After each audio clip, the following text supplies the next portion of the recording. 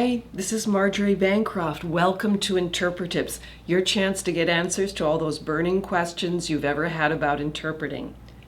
Today's question comes from a freelance telephone interpreter in the United States.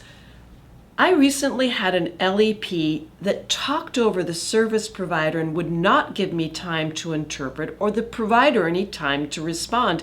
I asked the LEP about 4 times to slow down, stop, etc., and told the provider I was unable to stop this annoying behavior. The LEP simply would not pay attention even when I got forceful. I felt terrible but totally powerless.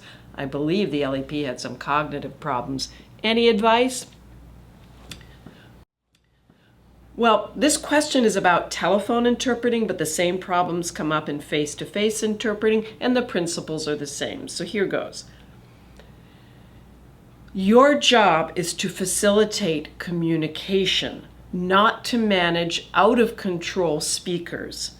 That's actually the service provider's job. So what do?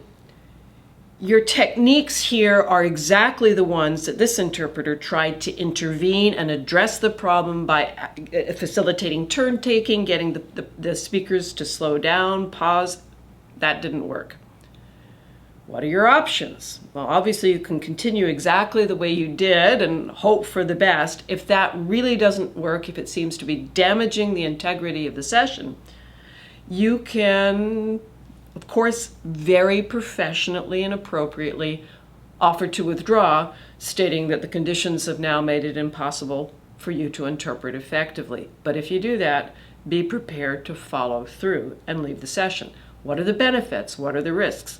Well, the benefits are that you've educated the service provider, and not only for this session, but hopefully in future sessions, the service provider may be alerted to the fact that they really need to take control of the session and allow you time to interpret. The risks could include the fact that you may have a complaint filed against you, and if you're a telephone interpreter, that would likely mean that there will be an investigation that leads to them examining the recording of that conversation, where they will be looking at not only your conduct in this particular case or regard, but in any regard, and maybe looking for any errors of interpreting as well. So in the final analysis, this is going to be your decision. Please remember that you're not responsible for out-of-control speakers if you have done your best, and don't beat yourself up for it, but keep that option of respectful withdrawal in mind. Good luck to you. If you found this session helpful, please consider subscribing to the YouTube IntepreTIPS channel. Meantime, best of luck. Thank you. Take care.